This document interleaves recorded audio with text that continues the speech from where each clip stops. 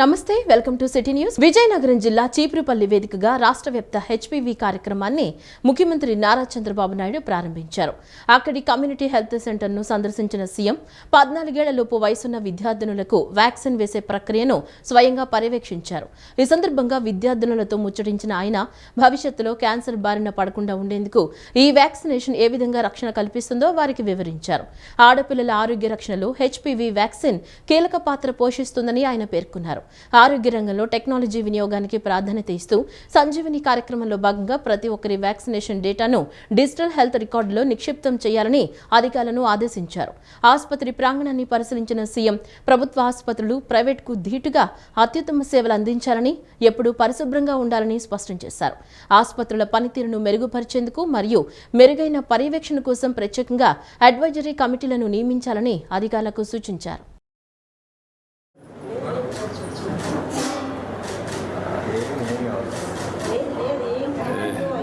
Simple trick అంటే అయిపోయింది. Okay అమ్మా, అయిపోయిందా? ఏం కావాలి కదా? 30 minutes అబ్జర్వేషన్లో పెడతారు సార్. ఓకే, కూర్చోమ్మా, నువ్వు కూర్చో.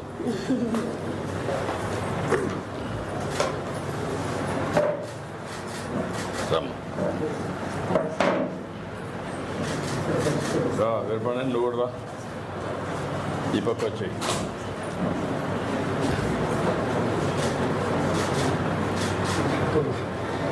ఆల్ ది బెస్ట్ అమ్మా. ఒక ఫోటో ఫోటో సార్ దగ్గర డిజిటల్ సర్టిఫికేట్ ఇవ్వాలి సార్. యా,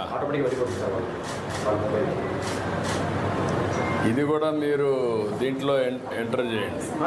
ఫోటోలో ఎంటర్ చేస్తాం సార్. మన ఆర్టీజీఎస్ కూడా వచ్చేస్తాం. ఆర్టీజీఎస్ కూడా సంజీవిని బ్లూ జెట్ వంటి ప్రతిష్టాత్మక సంస్థ ఆంధ్రప్రదేశ్కు రావడం రాష్ట్ర పారిశ్రామిక ప్రగతికి ఒక శుభ సూచకమని మంత్రి నారా లోకేష్ పేర్కొన్నారు. ఆంధ్రప్రదేశ్ ప్రభుత్వం కేవలం డబుల్ ఇంజిన్ ప్రభుత్వం మాత్రమే కాదని, ఇది డబుల్ ఇంజిన్ బుల్లెట్ ట్రైన్ సర్కార్ అని వెల్లడించారు. తాము చేసే అభివృద్ధి పనులు రాబోయే కాలంలో చరిత్రకు సాక్ష్యాలుగా నిలుస్తాయని ఆయన స్పష్టం చేశారు. అనకాపల్లి జిల్లా రాంబిల్లి మండలంలో పారిశ్రామికాభివృద్ధికి సంబంధించి కీలక అడుగు పడింది. సీతపాలెం గ్రామంలోని ఇండస్ట్రియల్ పార్క్ లో blue jet health care private limited సంస్థ ఏర్పాటుకు రాష్ట్ర మంత్రి నారా లోకేష్ శంకుస్థాపన చేశారు. ఈ ప్రాజెక్టు రాష్ట్ర పారిశ్రామిక ముఖ చిత్రాన్ని మార్చే దిశగా సాగుతోందని, సుమారు 2300 కోట్ల రూపాయల భారీ పెట్టుబడితో దశల వారీగా ఈ కేంద్రాన్ని అభివృద్ధి చేయనున్నట్లు మంత్రి వెల్లడించారు. ఈ భారీ పరిశ్రమల కోసం ప్రభుత్వం 102.48 ఎకరాల భూమిని కేటాయించిందన్నారు. ఈ యూనిట్ ద్వారా ప్రత్యక్షంగా మరియు పరోక్షంగా సుమారు 2000 మందికి ఉపాధి అవకాశాలు లభిస్తాయని అభిప్రాయం వ్యక్తం చేశారు. ఈ సందర్భంగా ఏర్పాటు చేసిన సభలో మంత్రి నారా లోకేష్ మాట్లాడుతూ, ఆంధ్రప్రదేశ్ ప్రభుత్వం కేవలం డబుల్ ఇంజిన్ ప్రభుత్వం మాత్రమే కాదని, ఇది డబుల్ ఇంజిన్ బుల్లెట్ ట్రైన్ సర్కార్ అని అభివర్ణించారు. దేశవ్యాప్తంగా నమో అంటే నరేంద్ర మోదీ అని అర్థమని, కానీ ఆంధ్రప్రదేశ్లో మాత్రం నమో అంటే నాయుడు మరియు మోదీ అని ఆయన అన్నారు. కేంద్రంలో మోదీ, రాష్ట్రంలో చంద్రబాబు నాయకత్వంలో అభివృద్ధి కార్యక్రమాలు పరుగులు పెడుతున్నాయని ఆయన ధీమా వ్యక్తం చేశారు. బ్లూ జెట్ వంటి ప్రతిష్టాత్మక సంస్థ ఆంధ్రప్రదేశ్కు రావడం రాష్ట్ర పారిశ్రామిక ప్రగతికి ఒక శుభ సూచకమని లోకేష్ పేర్కొన్నారు. రాష్ట్రంలో మౌలిక సదుపాయాలకు ఎటువంటి కొరత లేదని, పెట్టుబడులు పెట్టేందుకు ముందుకు వచ్చే పారిశ్రామికవేత్తలకు అన్ని రకాల వసతులను ప్రభుత్వం నిర్ణీత సమయంలోనే కల్పిస్తోందని హామీ ఇచ్చారు. తాము చేసే అభివృద్ధి పనులు రాబోయే కాలంలో చరిత్రకు సాక్ష్యాలుగా నిలుస్తాయని ఆయన స్పష్టం చేశారు. Ladies and gentlemen, it gives me great pleasure to be here today in this historical groundbreaking ceremony of Blue Jet Healthcare's Greenfield Pharmaceutical Manufacturing Facility here in Rambelli Industrial Park. The project represents a significant milestone in industrial development of Uttarandhra and reinforces Andhra Pradesh position as a preferred destination for advanced pharmaceutical manufacturing. Wherever I go, I give 3 clear reasons why you should consider Andhra Pradesh not as your next destination but as your home. The first is speed of doing business. Blue Jet is a testimony to it. We had a conversation exactly 12 months back. It was an idea, and we are here today breaking ground. And this is not a project in isolation. If you look at it, Once we shake hands on the way forward, it no longer is your project, it becomes our project. State plays a very important role in ensuring that it actually gets executed. ఇంద్రకీలాద్రిపై కొలువైన జగన్మాత దుర్గమ్మను తెలంగాణ రాష్ట్ర రోడ్లు భవనాలు మరియు cinematography శాఖ మంత్రి కోమటిరెడ్డి వెంకటరెడ్డి దర్శించుకున్నారు. ఉదయం అమ్మవారి దర్శనానికి వచ్చిన ఆయనకు ఆలయ assistant executive officer BV Reddy, superintendent Jagadish ఆలయ మర్యాదలతో స్వాగతం పలికారు. ప్రోటోకాల్ ప్రకారం అమ్మవారి దర్శనం చేయించారు. దర్శనం అనంతరం వేద పండితులు ఆయనకు ఆశీర్వచనం పలకగా ఆలయాధికారులు ప్రసాదం మరియు శేషవస్త్రాన్ని అందజేశారు.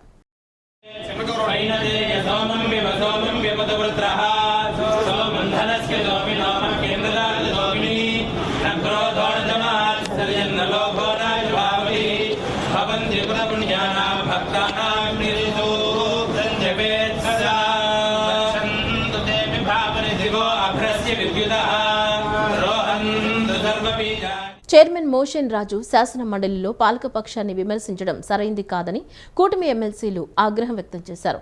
శుక్రవారం మీడియా పాయింట్లో మాట్లాడారు. సభను సజావుగా నడిపించాలనే ప్రయత్నం చైర్మన్ చేయడం లేదని టీడీపీ ఎమ్మెల్సీ ఆలపాటి రాజేంద్ర ప్రసాద్ అన్నారు. లడ్డు అంశంపై చర్చకు ప్రభుత్వం అంగీకరించిన చర్చ జరిగే సమయంలో దేవాదాయ మంత్రి స్టేట్మెంట్ ఇవ్వడానికి చైర్మన్ అనుమతి ఇవ్వలేదని చెప్పారు. మంత్రి స్టేట్మెంట్ కు అనుమతి ఇవ్వాలన్న ఆర్థిక మంత్రి పయ్యావుల కేశవపై చైర్మన్ వ్యాఖ్యలు చేయడం చాలా బాధాకరమని తెలిపారు. సభ సంప్రదాయాన్ని కాపాడాల్సిన చైర్మన్ సంప్రదాయాలకు విఘాతం కలిగిస్తున్నారని ఆవేదన వ్యక్తం చేశారు. చైర్మన్ మనోభావాలు ఎలా దెబ్బతిన్నాయో తమకు అర్థం కాలేదని, కానీ సభ్యుల మనోభావాలకు పూర్తి విఘాతం కలిగే పరిస్థితిని ఆయన కల్పించారన్నారు. శాసన మండలి చైర్మన్ గారు నిన్న ఫైనాన్స్ మినిస్టర్ గారు లెజిస్లేటివ్ అఫైర్స్ చూసే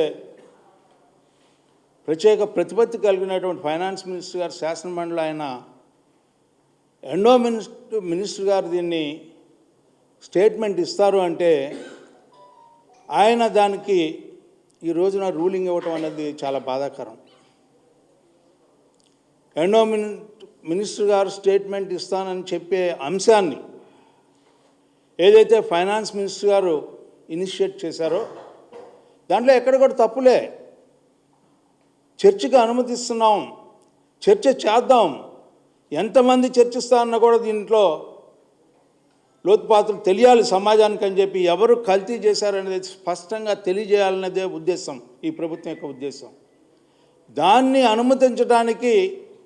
అనుమతించమని చెప్తే సభా కార్యక్రమాలకి అడ్డుపడ్డారనే భావనని వ్యక్తం చేయటం అనేది చాలా బాధాకరం. ఎందుకంటే సభా సాంప్రదాయాన్ని కాపాడాల్సిన వ్యక్తి, సభని ప్రతి అంశంలో కూడా ఆర్డర్లో పెట్టాల్సినటువంటి వ్యక్తి, సభ అధ్యక్షుల పట్ల మాకు ఎప్పుడు కూడా వ్యతిరేకత లేదు. సభా సాంప్రదాయం మంట కలుస్తుంది అని చెప్పి అనేక సందర్భాలు నేను కూడా చాలా ప్రత్యేకంగా చెప్పడం జరిగింది. ఒక సందర్భంలో అయ్యా ఈ రకంగా ఆర్డర్లో పెట్టకపోయినట్లయితే మన యొక్క సభ యొక్క గౌరవం మంట కలిసిపోద్ది అని చెప్పి వాటిని ఎక్కడా కూడా ఆయన పట్టించుకోకుండా ఈ రోజున ఒక ప్రత్యేకమైనటువంటి వాతావరణాన్ని సభని పక్కదావ పట్టిస్తున్నారు అనే భావాన్ని మీ ద్వారా తెలియజేయటం అనేది ఎంత మాత్రం సమంజసంగా లేదు అని చెప్పి చెప్పాలనేది నా ఉద్దేశం. ముఖ్యమంత్రి చంద్రబాబు నాయుడు ప్రతిష్టకు భంగం కలిగించేలా సామాజిక మాధ్యమాల్లో అసభ్యకరమైన పోస్టులు మరియు డీప్ ఫేక్ వీడియోను వ్యాప్తి చేస్తున్న వారిపై చర్యలు తీసుకోవాలని కోరుతూ టీడీపీ నేతలు సిఐడి విభాగాధిపతి రవిశంకర్ అయ్యన్నారుకు ఫిర్యాదు చేశారు. వైసీపీ నాయకత్వంలో కావాలని కుట్రపూరితంగా ఈ తప్పుడు ప్రచారం చేస్తున్నారని వర్లరామయ్య, ఎమ్మెల్యే నజీర్ అహ్మద్ తదితరులు ఆరోపించారు. అంతర్జాతీయంగా సంచలనం సృష్టించిన అంశాలను చంద్రబాబుకు ఆపాదిస్తూ సమాజంలో శాంతి భద్రతలకు విఘాతం కలిగించేలా వ్యవహరిస్తున్న వారిపై సమగ్ర విచారణ జరిపి కఠిన చర్యలు తీసుకోవాలని వారు డిమాండ్ చేశారు. ముఖ్యమంత్రి చంద్రబాబు నాయుడు ప్రతిష్టకు భంగం కలిగించేలా, ఆయన వ్యక్తిత్వ హననానికి పాల్పడేలా సోషల్ మీడియాలో కుట్రపూరితంగా అసభ్యకర పోస్టులు వ్యాప్తి చేస్తున్న వారిపై చర్యలు తీసుకోవాలని టీడీపీ నేతలు సిఐడికి ఫిర్యాదు చేశారు. మంగళగిరిలోని సిఐడి ప్రధాన కార్యాలయంలో విభాగాధిపతి రవిశంకర్ అయ్యన్నార్ను కలిసిన వర్లరామయ్య, ఎమ్మెల్యే నజీర్ అహ్మద్, అశోక్ బాబు తదితరులు ఈ మేరకు వినతిపత్రం అందజేశారు. వైసీపీ అధినేత జగన్, సజ్జల రామకృష్ణారెడ్డిల నాయకత్వంలోని ఈ వ్యవస్థీకృత కుట్ర జరుగుతోందని వారు ఆరోపించారు. ముఖ్యంగా డీప్ ఫేక్ సాంకేతికతను ఉపయోగించి అంతర్జాతీయంగా సంచలనం సృష్టించిన ఎప్స్టైన్ ఫైల్స్ తరహాలో తప్పుడు పోస్టులు సృష్టించి చంద్రబాబుకు ఆపాదిస్తున్నారని ఫిర్యాదులో పేర్కొన్నారు. అనంతరం మీడియాతో మాట్లాడిన వర్లరామయ్య ఉనికిలో లేని కేసు నంబర్లను సృష్టించి చంద్రబాబును అనుమానితుడిగా చూపించే ప్రయత్నం చేయడం జగన్ దిగజారుడు రాజకీయాలకు నిదర్శనమని మండిపడ్డారు. కులమత ఘర్షణలు సృష్టించి రాష్ట్రంలో శాంతి భద్రతలకు విఘాతం కలిగించాలని చూస్తున్నారని, ఇలాంటి తప్పుడు పనులు చేస్తున్న వారు త్వరలోనే తగిన మూల్యం చెల్లించుకోక తప్పదని హెచ్చరించారు. ఈ వ్యవహారంపై సమగ్ర విచారణ జరిపి బాధ్యులైన వారిని కఠినంగా శిక్షించాలని వారు సిఐడి అధికారులను డిమాండ్ చేశారు. ఉచ్చ నీచాలు మరచి ఇష్టం వచ్చినట్టుగా మాట్లాడతారు. అందులో భాగమే ఈ రోజున this is the post. YSR Congress party, Jaganmohan Reddy గారి నేతృత్వంలో ఉండే వైఎస్ఆర్ కాంగ్రెస్ పార్టీ, సజ్జల రామకృష్ణారెడ్డి గారు ప్రధాన కార్యదర్శిగా పార్టీకి, ఆయన కొడుకు సజ్జల భార్గవరెడ్డి ఆ పార్టీ సోషల్ మీడియా ఇన్ఛార్జిగా, దాము రెడ్డి అనే ఒక చండాలుడు ఈ పోస్ట్ పెట్టాడు. వారి ఆమోదాన్ని పొందాలి, ఇటువంటి దరిద్రపు పనులు చేసి కాదని చెప్పి కూడా నేను తెలియజేస్తున్నా. అందుకే ఈ రోజున నేను మా గౌరవ శాసనసభ్యులు నజీర్ గారు, మా పార్టీ బ్రాహ్మణ సమాజం చైర్పర్సన్ బుచ్చిరాం ప్రసాద్ గారు, అట్లాగే మా పార్టీ లీడర్ వంశీ గారు, మా పార్టీ మాజీ ఎమ్మెల్సీ అశోక్ బాబు గారు, మేము అందరం కలిసి కూడా సిఐడి డీజీ గారిని కలిసాం. ఈ వివరాలన్నీ చెప్పాం, ఈ పోస్ట్ కాపీ ఇచ్చాం, జరిగిన కుట్ర గురించి చెప్పాం, ఏ రకంగా ఈ ప్రభుత్వాన్ని అభాస్పాలు చేయాలని చట్టబద్ధంగా ఎన్నికైన ప్రభుత్వం మీద ఇటువంటి దుర్మార్గపు అశ్లీలమైన అనైతిక దాడులు చేస్తున్నారని చెప్పడం జరిగింది. సీరియస్ అయ్యాడు ఆయన. What is this non sense అని ఆయన మాట్లాడటం జరిగింది. మంగళగిరిలోని జనసేన కేంద్ర కార్యాలయంలోకి ఒక వ్యక్తి చొరబడి కార్లు ధ్వంసం చేయడం కలకలం రేపింది. భద్రతా సిబ్బందిని నెట్టేసి డిప్యూటీ సీఎం కాన్వాయ్ని 2 వాహనాలను ధ్వంసం చేశాడు. నీలాద్రి అనే అతడిని అదుపులోకి తీసుకున్న మంగళగిరి పోలీసులు కేసు నమోదు చేశారు. శ్రీకాకుళం జిల్లా కవిటి మండలం ఖజూరుకు చెందిన నారాద నీలాద్రి కంప్యూటర్ దుకాణంలో పనిచేస్తున్నట్లు విచారణలో తేలింది. జనసేన పార్టీ కేంద్ర కార్యాలయం వద్ద ఉద్రిక్త పరిస్థితులు ఏర్పడ్డాయి. శుక్రవారం రోజు ఓ వ్యక్తి మంగళగిరిలోని జనసేన పార్టీ కేంద్ర కార్యాలయంలోకి ప్రవేశించి హల్చల్ చేశాడు. డిప్యూటీ సీఎం పవన్ కళ్యాణ్ కాన్వాయ్లోని 2 వాహనాలను కర్ర సాయంతో ధ్వంసం చేశాడు. డిప్యూటీ సీఎం పవన్ కళ్యాణ్ కార్యాలయంలోకి వెళ్లేందుకు ప్రయత్నించడంతో అక్కడ ఉన్న సెక్యూరిటీ సిబ్బంది గమనించి అతన్ని అడ్డుకున్నారు. జనసేన పార్టీ కేంద్ర కార్యాలయంలోకి ప్రవేశించిన వ్యక్తి స్వస్థలం శ్రీకాకుళం జిల్లా ఇచ్చాపురంగా పోలీసులు గుర్తించారు. అతని పేరును నీలాద్రిగా పోలీసులు గుర్తించారు. నీలాద్రిని మంగళగిరి పోలీసులు అదుపులోకి తీసుకున్న అనంతరం ఈ విషయం తెలుసుకున్న IG Sarvashreshtha Tripathi, Guntur SP Vakul Jindal Mangalagiri police station చేరుకున్నారు. నీలాద్రిని వివరించారు. అయితే నీలాద్రి పొంతన లేని సమాధానాలు చెప్తూ ఉండడంతో మతిస్థిమితం లేని వ్యక్తిగా పోలీసులు అనుమానిస్తున్నారు. అలాగే ఈ ఘటన వెనుక ఏమైనా రాజకీయ కుట్ర ఉందా అనే కోణంలోనూ విచారణ జరుపుతున్నారు. మంగళగిరి జనసేన కేంద్ర కార్యాలయంలో ప్రజావాణి కార్యక్రమం నిర్వహిస్తున్న సంగతి తెలిసిందే. నీలాద్రి కూడా తన సమస్యపై ప్రజావాణి కార్యక్రమంలో అర్జీ ఇచ్చేందుకు ఇచ్చాపురం నుంచి వచ్చినట్లు తెలుస్తోంది. మచిలీపట్నం ఈడేపల్లికి చెందిన రిటైర్డ్ బెల్ ఉద్యోగి పెద్దిరెడ్డి హరినాథ్కు గుర్తు తెలియని వ్యక్తి నుంచి వీడియో కాల్ వచ్చింది. అవతలి వ్యక్తి పోలీస్ యూనిఫామ్లో ఉండి తాను పూణే యాంటీ టెర్రరిజం స్క్వాడ్ అధికారిని పరిచయం చేసుకున్నాడు. పట్టుబడిన ఉగ్రవాదుల వద్ద హరినాథ్ ఏటీఎం కార్డు దొరికిందని, అందుకే ఆయన కుటుంబాన్ని డిజిటల్ అరెస్టు చేస్తున్నామంటూ బెదిరింపులకు దిగారు. కంగారు పడకుండా బాధితులు వెంటనే చిలకలపూడి పోలీసులను ఆశ్రయించారు. నేరగాళ్లు వీడియో కాల్లో బెదిరిస్తుండగానే సిఐ షేక్ అబ్దుల్ నబీ స్వయంగా సీన్లోకి ప్రవేశించి కాల్లోకి రావడంతో భయపడిన సైబర్ కేటుగాళ్లు వెంటనే ఫోన్ కట్ చేశారు. ఈ సందర్భంగా పోలీసులు ప్రజలకు అవగాహన కల్పిస్తూ ఎవరైనా పోలీసుల పేరుతో వీడియో కాల్స్ చేసి వేధిస్తే భయపడకుండా వెంటనే డైల్ 112కు సమాచారం ఇవ్వాలని సూచించారు.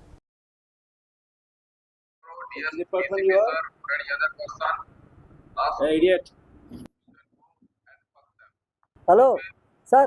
At 9 a.m., the DCP sir and your investigation officer both will talk to you. So be ready at 9 a.m. Sir, Before 9 a.m., do your breakfast, take bath, be ready. So tomorrow they will start the verification process. And as soon as they start the verification process, after verification, your name will be removed from this case. Sir. So tomorrow at 9 a.m., be ready for it. Okay. If you have any question regarding the case, okay, then you can ask me in the morning. okay, Okay? Okay. Don't ask any question regarding the case from the surveillance officer. okay, sir. And Your wife phone is not connected on video call. She said some network problem Okay. or some other problem. Yes, sir. Yes, sir. You and your wife at house, or is there someone else also? No, sir. Some carpentry work is there upstairs, but nobody is there. You can see my face right now. Yes, sir. Clearly. Okay, because of the security reasons, we are not allowed to show our face, but because you had doubts Yes, sir. and you are not the real criminal in this case, I'm showing you your face. But if tomorrow DSP officer or any other person asks idiot. Hello, sir. ఆంధ్రప్రదేశ్లో 60 నుంచి 70% మంది పేద ప్రజలు ప్రభుత్వ ఆసుపత్రులపైనే ఆధారపడుతున్నారని, అయితే అక్కడ సరఫరా అవుతున్న మందుల నాణ్యతపై తీవ్ర ఫిర్యాదులు వస్తున్నాయని వైసీపీ ఎమ్మెల్సీ వంక రవీంద్రనాథ్ పేర్కొన్నారు. మందుల క్వాలిటీ పరీక్షలపై మంత్రి ఇచ్చిన సమాధానం స్పష్టంగా లేదని ఆయన అసహనం వ్యక్తం చేశారు. నాణ్యత లేని మందుల వల్ల వ్యాధులు తగ్గకపోగా పేదలు ఆర్థిక ఇబ్బందులు పడుతూ ప్రైవేట్ ఆసుపత్రులకు వెళ్లాల్సి వస్తోందని ఆయన ఆవేదన వ్యక్తం చేశారు. ముఖ్యంగా పీహెచ్సీలు, ఏరియా ఆసుపత్రుల్లో కీలకమైన యాంటీబయోటిక్స్, బీపీ మరియు లివర్ సంబంధిత మందుల కొరత తీవ్రంగా ఉందని ఆయన విమర్శించారు. ఒకవైపు మందుల కొరత వేధిస్తుంటే మరోవైపు గుడివాడ, ఏలూరు వంటి ప్రాంతాల్లో లక్షల రూపాయల విలువైన మందులు ఎక్స్పైరీ కావడం అధికారుల నిర్లక్ష్యానికి నిదర్శనమని మండిపడ్డారు. నాణ్యత లేని మందులు సరఫరా చేసే కంపెనీలను బ్లాక్ లిస్టులో పెట్టారని, మందుల డిసాల్వింగ్ రేటు పరీక్షలను కఠినతరం చేసి పేదలకు నాణ్యమైన వైద్యం అందేలా చూడాలని ఆయన ప్రభుత్వాన్ని డిమాండ్ చేశారు. మరి ఆ చెప్పిన సమాధానంలో నేను అడిగిన ప్రశ్నలకి ఒక స్ట్రైట్ ఆన్సర్ రాలేదు. ఒక మామూలుగా చెప్పారు సాధారణంగా. మరి ఎందుకు ఈ ప్రశ్న వేయడం జరిగిందంటే, ఆంధ్రప్రదేశ్లో ప్రభుత్వ ఆసుపత్రి మీద 60 to 70% ప్రజలు ఆధారపడి ఉన్నారు. గ్రామీణ వర్గాల్లోనూ అలాగే పేద వర్గాలు అందరూ కూడా ప్రభుత్వ ఆసుపత్రి మీద ఆధారపడతారు. ప్రభుత్వ ఆసుపత్రులు ఇచ్చిన మందుల మీద వాళ్ళు ఆధారపడి ఉన్నారు. కానీ మందులు క్వాలిటీ బాగోట్లేదని ఈ మధ్య చాలా కంప్లైంట్లు వచ్చినాయి. మందులు క్వాలిటీ బాగోపోవడం మూలంగా తప్పనిసరి అయ్యి గవర్నమెంట్ హాస్పిటల్కి వెళ్ళడం మానేసి ప్రైవేట్ హాస్పిటల్కి వెళ్ళి అక్కడ అధికమైన ఫీజులు, ధరలు పెట్టి కొనుక్కుని ఆర్థికంగా చాలా ఇబ్బంది పడుతున్నారు. ఒక పక్క ప్రభుత్వం అనేక వేల కోట్లు కేటాయిస్తున్నా దాన్ని ప్రాపర్గా ప్రజలకు అందివ్వలేకపోవడంలో ఉండే వైఫల్యాలు ఏంటి? మరి ప్రధానంగా మెడిసిన్స్ క్వాలిటీ అనేది చాలా ఇంపార్టెంట్. ఎందుకో క్వాలిటీ జరగట్లేదని ఆలోచన చేస్తే ప్రభుత్వం ఎప్పటికప్పుడు not of standard quality NSQ అనేది వాడుతున్న మందులు క్వాలిటీలు ఏదైతే బాగోలేదో ఆ ఇన్ఫర్మేషన్ సెంట్రల్ గవర్నమెంట్ ఇన్ఫార్మ్ చేయాలి. సెంట్రల్ గవర్నమెంట్కి CP గ్రామ్స్ అనే వెబ్సైట్ ద్వారా ఇన్ఫార్మ్ చేయాలి. మరి ఇంతవరకు లాస్ట్ ఇయర్లో ఎన్ని మందులు పనిచేయటం లేదు, ఎన్ని మందులు సమర్థవంతంగా లేవు అనేది కంప్లైంట్ చేశారా అంటే దానికి తగిన సమాచారం లేదు. వైసీపీ సభ్యులతో కలిసిపోయి చైర్మన్ పక్షపాత ధోరణితో వ్యవహరిస్తున్నారని మండలి చీఫ్ విప్ పంచుమర్తి అనురాధ విమర్శించారు. అధికార పార్టీ సభ్యులే చర్చను అడ్డుకున్నారని చైర్మన్ చెప్పడం విడ్డూరమని, ఇది నాటకంలా ఉందన్నారు. ఈ స్క్రిప్ట్ ఎక్కడి నుంచి వచ్చింది అని ఆమె ప్రశ్నించారు. జగన్ రిమోట్ ద్వారా వైసీపీ సభ్యులను ఆడిస్తున్నారని టీడీపీ విమర్శించారు. వారు చీప్ ట్రిక్స్ మానుకోవాలని, పెద్దల సభను 5 కోట్ల మంది గమనిస్తున్నారని చెప్పారు. ఆయనకేదో ఇన్సల్ట్ జరిగినట్టుగా భావించి అధికార పార్టీ సభ్యులు రూల్స్కి విరుద్ధంగా క్వశ్చన్ అవర్ను జరిపించాలని అడిగి లడ్డూ ప్రసాదం చర్చను అడ్డుకునే ప్రయత్నం చెయ్యడం విచారకరం అంట. నిన్నటి విషయం ఎవరు అడ్డుకున్నారు, ఎక్కడ అడ్డుకున్నారు? వారు ఈరోజు లోపలికి వచ్చి, కౌన్సిల్ లోపలికి వచ్చి క్వశ్చన్ అవర్ స్టార్ట్ చేయాల్సింది పోయి స్టార్ట్ చేయకుండా నిన్న ఏదో జరిగిందని ఈ చైర్మన్ గారు ఇలా మాట్లాడటం చాలా దురదృష్టకరం. ఈ విధంగా అధికార పక్ష సభ్యులే సభలో చర్చను అడ్డుకోవడం సాంప్రదాయం కాదు అని చెప్పి కూడా స్టేట్మెంట్ ఇచ్చారు చైర్మన్ గారు. ఏంటిది ఇది అసలు? ఏంటి డ్రామా? ఈ స్క్రిప్ట్ ఎక్కడి నుంచి వచ్చింది? తాడేపల్లి ప్యాలెస్ నుంచి వచ్చిందా ఈ స్క్రిప్ట్? ఒక చైర్లో ఉన్న పెద్ద మనిషి ఈ రకంగా అపవాదాలు గవర్నమెంట్ మీద వేయడం ఎంతవరకు సబబు అని చెప్పి మేము సూటిగా ప్రశ్నిస్తూ ఉన్నాం. తర్వాత డ్వాక్రా సంఘాల ఏర్పాటుతో మహిళలకు ప్రోత్సాహాన్ని అందించిన దార్శనికత గల నాయకుడు ముఖ్యమంత్రి చంద్రబాబు నాయుడు అని ఎమ్మెల్యే గద్దె రామ్మోహన్ అన్నారు. గత వైకాపా ప్రభుత్వం సంఘాల నిధులను కూడా వినియోగించుకుందన్నారు. నిరంతరం రద్దీగా ఉండే బస్ స్టేషన్ ఆవరణలో డ్వాక్రా బజార్ను ఏర్పాటు చేయడం అభినందనీయమని, ఇటువంటి స్టాళ్ల ఏర్పాటుతో ప్రయాణికులకు ప్రయోజనకరంగా ఉంటుందన్నారు. Pandit Nehru bus station 2 wheelers parking వద్ద అభ్యుదయ గ్రామీణ డ్వాక్రా స్టేట్ కమిటీ ఆధ్వర్యంలో ఏర్పాటు చేసిన డ్వాక్రా బజార్ను నిన్న ఆర్టీసీ చైర్మన్ కొనకళ్ళ నారాయణ, తూర్పు ఎమ్మెల్యే గద్దె రామ్మోహన్లు ప్రారంభించారు. ఈ డ్వాక్రా బజార్ 45 రోజుల పాటు ఉదయం 10 నుంచి రాత్రి 10 వరకు సందర్శకులకు అందుబాటులో ఉంటుంది. 16 రాష్ట్రాలకు చెందిన 26 జిల్లాల్లోని ఆయా చేతి వృత్తిదారులు, చేనేత కార్మికులు తమ వస్తువులను ప్రదర్శించడంతో పాటు అమ్మకాలు జరుపుతున్నారు. ఆర్గానిక్ ఫుడ్ ప్రొడక్ట్స్, హెర్బల్ ప్రొడక్ట్లు తదితరాలను వినియోగదారులకు అందుబాటులోకి తెచ్చారు. ఈ సందర్భంగా ఆయన మాట్లాడుతూ, చంద్రబాబు నాయుడు గతంలో ముఖ్యమంత్రిగా రాష్ట్ర వ్యాప్తంగా పర్యటించి మహిళలను ప్రోత్సహించి వారితో డ్వాక్రా సంఘాలను ఏర్పాటు చేయడం జరిగిందన్నారు. గత వైకాపా ప్రభుత్వం సంఘాల నిధులను కూడా వినియోగించుకుందన్నారు. నిరంతరం రద్దీగా ఉండే బస్ స్టేషన్ ఆవరణలో డ్వాక్రా బజార్ను ఏర్పాటు చేయడం అభినందనీయమని, ఇటువంటి స్టాళ్ల ఏర్పాటుతో ప్రయాణికులకు ప్రయోజనకరంగా ఉంటుందన్నారు. ఆర్టీసీ బస్సులో మహిళలకు ఉచిత ప్రయాణం వల్ల ఆలయాలకు, డ్వాక్రా బజార్లకు ఆదరణ పెరుగుతోందన్నారు. డ్వాక్రా బజార్ నిర్వాహకురాలు దేవకీదేవి తదితరులు పాల్గొన్నారు. గత ప్రభుత్వం చూసాం, డ్వాక్రా మహిళలు పోగు చేసుకున్న డబ్బుని ఏ విధంగా కాజేద్దామని చెప్పి వాళ్ళు చూశారు.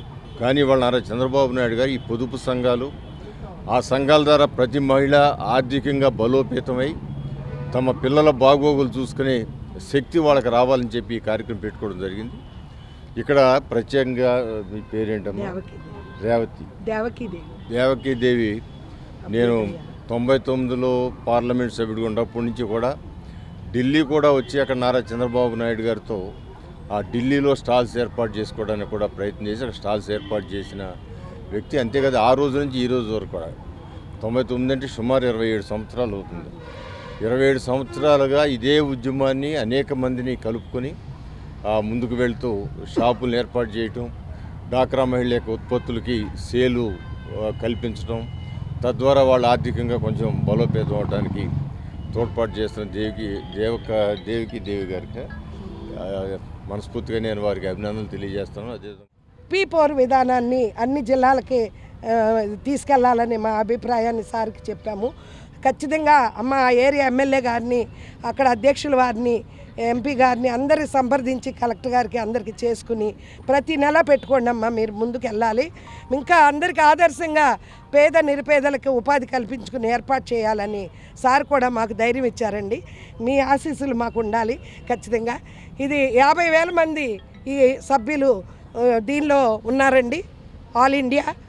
ఎక్కడికి వెళ్ళినా కూడా ఇప్పుడు బాంబే పిలిచారండి మాకు, మార్చి 14, 15 సచిన్ టెండూల్కర్ గారు ఓపెనింగ్కి వస్తున్నారండి ఒక ప్రోగ్రామ్కి. 200 మంది మీడియా వాళ్ళు ప్రదర్శన చేస్తున్నారు. మాకు ఆపర్చునిటీ వచ్చింది. మహిళా దినోత్సవం తెలంగాణలో 800 మందికి నేను ఒక్కదాన్ని మహిళా దినోత్సవం సందర్భంగా అవార్డు నాకు సాయిశ్వరి గారికి సెలెక్ట్ చేశారు ఈ కమిటీ ద్వారా అండి. ఒక మహిళగా, మహిళా శక్తిగా, నా సొంత దేవకీదేవిగా కాదండి, ఈ మహిళా శక్తిగా వచ్చిందండి. అంతేకాకుండా అందరూ కూడా రావాలి, ప్రతి మహిళ ఇక్కడ పెట్టుకోవచ్చండి. అందరూ కూడా దీన్ని మన సార్ వాళ్ళందరూ కూడా ఆశీర్వదించి మాకు ఈ రోజున ఓపెనింగ్ జరుగుతుంది. ప్రతి మహిళ భయపడకూడదు, అందరూ కూడా చేతి వృత్తులు అందరూ కూడా దీన్ని చూసి మీరు కూడా పెట్టుకోవచ్చని నేను తెలియపరుస్తున్నాను. పోరంకిలోని శ్రీ చైతన్య పాఠశాలలో ప్రీ ప్రైమరీ విద్యార్థుల జోనల్ స్పోర్ట్స్ మీట్ వేడుకలను Penamaluru police station sub inspector Feroz జ్యోతి ప్రజ్వలన చేసి క్రీడా జ్యోతి వెలిగించి ప్రారంభించారు. చదువుతో పాటు క్రీడలు విద్యార్థుల జీవితంలో కీలక పాత్ర పోషిస్తాయని ఈ సందర్భంగా ఆయన పేర్కొన్నారు. క్రీడల వల్ల పిల్లల్లో మానసిక ఒత్తిడి తగ్గి శారీరక దృఢత్వం పెరుగుతుందని తెలిపారు. పోరంకిలోని శ్రీ చైతన్య పాఠశాలలో ప్రీ ప్రైమరీ విద్యార్థుల జోనల్ స్పోర్ట్స్ మీట్ వేడుకలు అట్టహాసంగా ప్రారంభమయ్యాయి. ఈ కార్యక్రమానికి ముఖ్య అతిథిగా విచ్చేసిన Penamaluru police station sub inspector Feroz జ్యోతి ప్రజ్వలన చేసి క్రీడా జ్యోతి వెలిగించి పోటీలను ప్రారంభించారు. ఈ సందర్భంగా ప్రీ ప్రైమరీ విద్యార్థులు నిర్వహించిన మార్చ్ ఫస్ట్ అందరినీ ఆకట్టుకుంది. ఈ సందర్భంగా ఎస్ఐ ఫిరోజ్ మాట్లాడుతూ చదువుతో పాటు క్రీడలు విద్యార్థుల జీవితంలో కీలక పాత్ర పోషిస్తాయని పేర్కొన్నారు.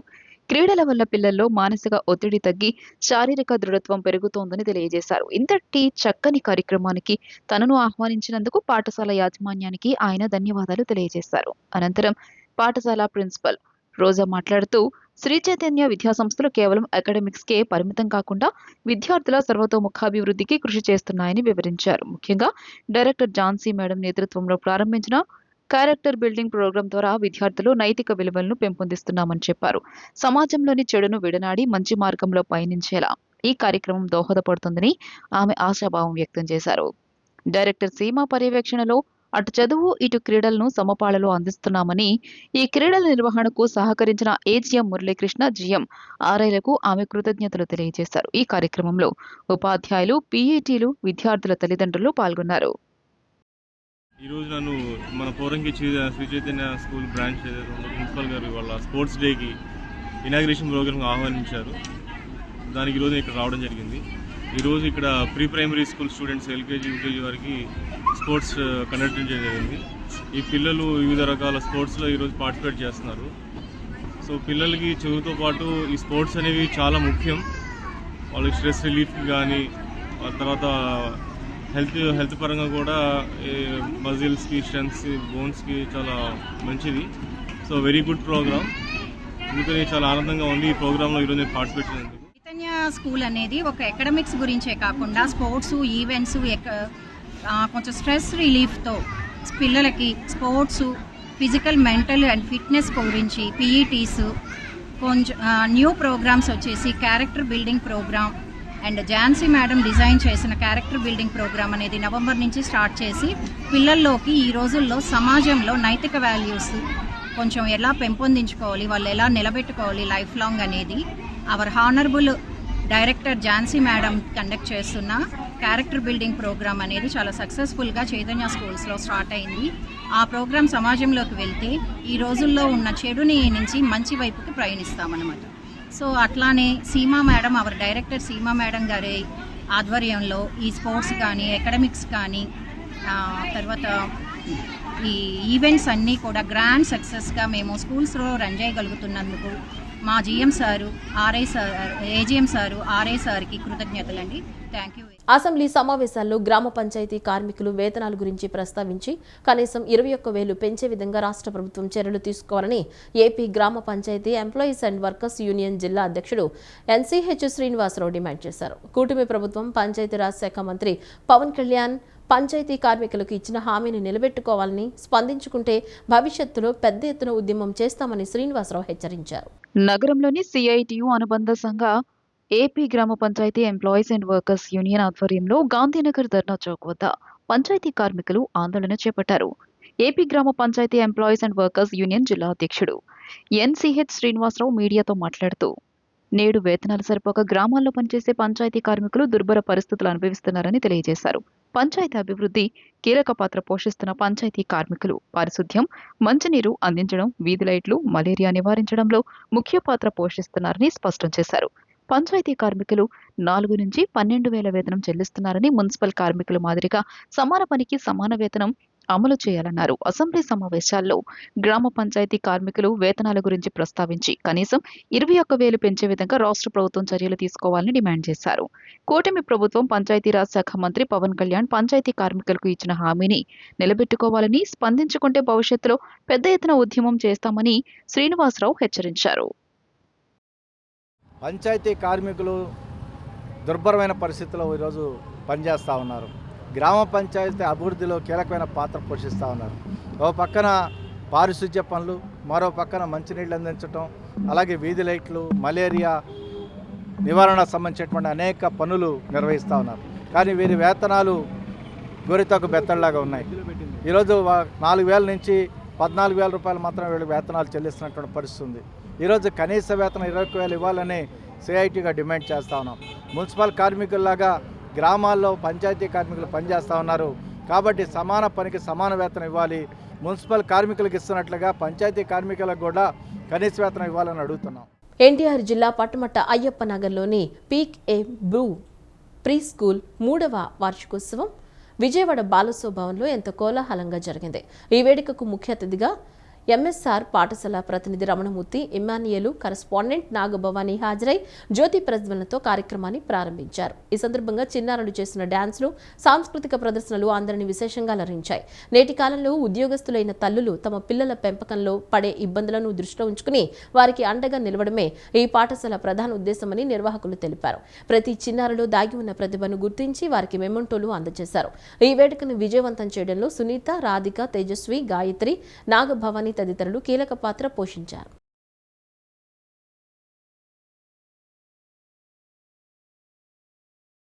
అందరికీ నమస్కారం. నా పికప్ ప్రీ స్కూల్ నేను రన్ చేసేది 2023లో స్టార్ట్ చేశామండి. ఇప్పటికి 4వ సంవత్సరం. ఇది 3వ వార్షికోత్సవం సందర్భంగా నేను మాట్లాడాల్సింది ఏంటంటే, ఎక్కడైనా ప్రీ స్కూల్ అనగానే పిల్లలు పేరెంట్స్ బర్డెన్ వదిలిచ్చేసుకొని ఒక చోట పెట్టేసేసి అట్లా ఉంటుంది. బట్ ఇక్కడ అలా కాదు. మీకు మార్నింగ్ 9:30 కాదు, మార్నింగ్ 8 o'clock వచ్చినా కూడా టిల్ ఈవినింగ్ 8:30 వరకు మా కేరింగ్ అనేది ఉంటుంది. సో ఇది పెట్టడానికి ముఖ్య ఉద్దేశం ఏంటంటే, నేను నా పిల్లలతో బాధపడినట్టు ఏ పేరెంట్ కూడా తన పిల్లలతో బాధపడకూడదు అని చెప్పేసి ఈ స్కూల్ యొక్క ముఖ్య ఉద్దేశం. ఈ వార్తలు ఇంతటితో సమాప్తం. నమస్కారం.